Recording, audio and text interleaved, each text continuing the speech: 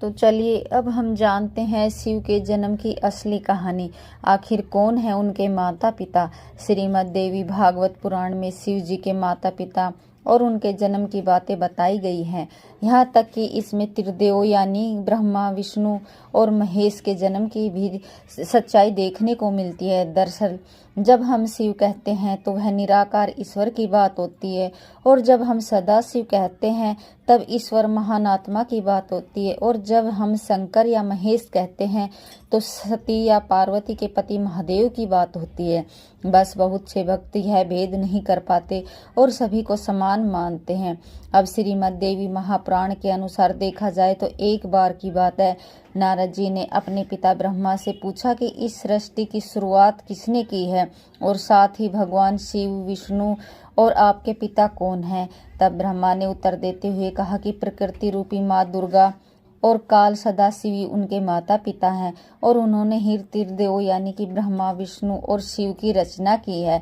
शिव पुराण के अनुसार भी काल सदाशिव और पराशक्ति अंबिका ही शिव के माता पिता हैं, और अब इन सब में भी श्रेष्ठ है काल सदाशिव, क्योंकि उन्होंने ही पराशक्ति अंबिका की भी रचना की, जिनकी 8 भुजाएं थी और वे प्रकृति रूपी माँ दुर्गा भवानी कहलाई। बहुत प्राचीन समय की बात है, जब कुछ भी नहीं था, ना आकाश, ना धरती, ना जीवन। उस समय केवल एक ही शक्ति थी, काल स्वरूप सदाशिव।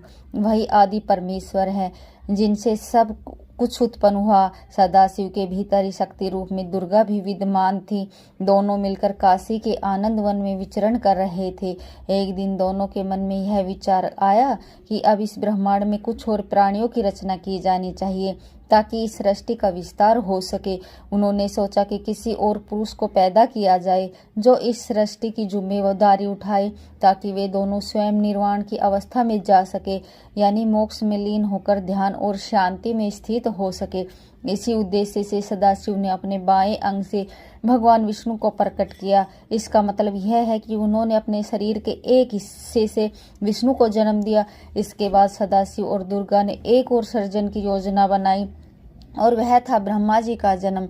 इस बार उन्होंने अपने दाएं अंग से ब्रह्मा को उत्पन्न किया और तुरंत ही विष्णु की नाभि से निकले कमल के फूल पर उन्हें बैठा दिया। वही कमल ब्रह्मा जी का आसन बना।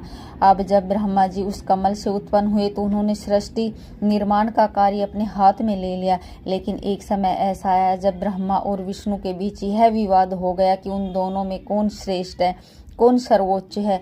दोनों की लड़ाई बढ़ने लगी। तभी अचानक एक बहुत बड़ा प्रकाश स्तंभ उनके बीच प्रकट हो गया, जिसकी कथा हम पहले ही जान चुके हैं। दरअसल उस